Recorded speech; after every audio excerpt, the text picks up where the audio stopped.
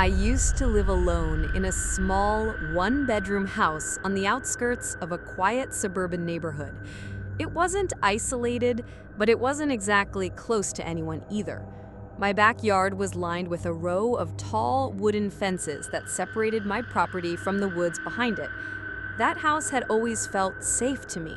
I worked late evenings as a nurse, so when I came home, I loved the peace and silence. But the silence started feeling different one summer evening. It was just after 10:30 p.m. when I pulled into my driveway. My porch light flickered faintly, the way it often did when the bulb was about to burn out. I grabbed my bag, locked my car, and noticed movement near the fence. My headlights had caught something, just for a second. I froze, staring at the back of my yard. But by the time I squinted to focus, there was nothing. I told myself it must have been an animal. That night, I showered, made tea, and curled up with a book. Around midnight, I got up to close the curtains, and that's when I noticed something. There was a man standing at the very back of my yard, just outside the reach of the dim porch light. He was still, almost blending with the shadows, but I could make out his silhouette. He wasn't moving, he wasn't smoking a cigarette, or looking at a phone. He was just standing there, staring toward my window. My heart dropped. I tried to convince myself it was just my imagination, maybe a shadow cast by the trees.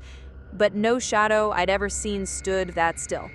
I backed away, closed the curtain quickly, and locked every door in the house. That night, I barely slept.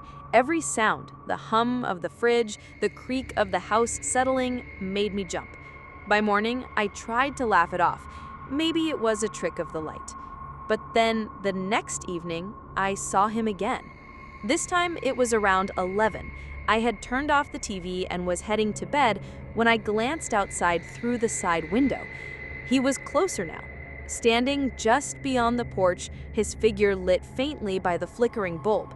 My stomach twisted into knots. His stance was the same, motionless, watching. I grabbed my phone, ready to dial 911, when as soon as I looked back, he was gone. Just gone. I didn't hear footsteps, I didn't hear the fence creak. It was like he had vanished into thin air. For the next week, I couldn't shake the paranoia. I found myself double-checking the locks, keeping the curtains drawn at all times, but even then, I'd hear things. Light taps on the window, a faint shuffle on the back porch. Once, I swore I heard a low whistle carried faintly through the night air. On Thursday, something new happened. I got home after midnight, exhausted, and noticed my back sliding door, locked earlier that day, was slightly open.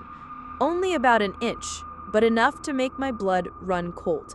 I didn't go inside. Instead, I backed away, got in my car, and drove to a friend's house for the night.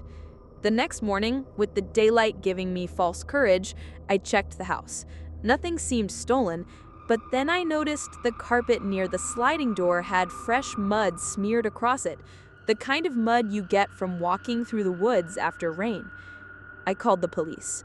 2 officers came out, checked the property, and walked through the woods behind my house. They didn't find anyone, but they told me to keep my doors locked and call them if anything else happened. They said it was probably just some homeless guy looking for a place to crash. I wanted to believe that, but deep down, I knew this was something else. A few nights later, everything came to a head. It was just after 2 a.m. I was lying in bed, wide awake, scrolling on my phone because I was too nervous to sleep. Then I heard it. The faint sound of the sliding door opening again. My body froze. The sound was unmistakable. I grabbed my phone, already dialing 911, when I heard slow, deliberate footsteps coming through the living room. My heart was pounding so loud, I was afraid it would give me away. I crawled out of bed as quietly as I could, slipped into my closet, and shut the door just enough to leave a crack. The footsteps got louder. He was inside. I could see through the small gap in the closet door as he walked past my bedroom. He was tall, wearing dark clothing, his face obscured by shadows. He moved slowly, like he wasn't in a rush at all, like he knew I was there and this was a game. He stood at my bedroom door for what felt like hours, just breathing. Then, finally, he walked back toward the living room. I stayed in that closet until the police arrived, whispering into the phone the whole time. They found the sliding door wide open, but the man was gone, vanished again. The police told me they'd increase patrols in my area. They suggested I stay somewhere else for a while. So I did. I stayed with my sister for nearly a month. When I finally worked up the courage to return home, I immediately noticed something chilling. On my bedroom window, just barely visible in the morning light, was the faint outline of a handprint pressed against the glass from the outside. I sold the house within a year. I never saw him again, but to this day, I'll never forget that shadowy figure at the edge of my yard, watching, waiting.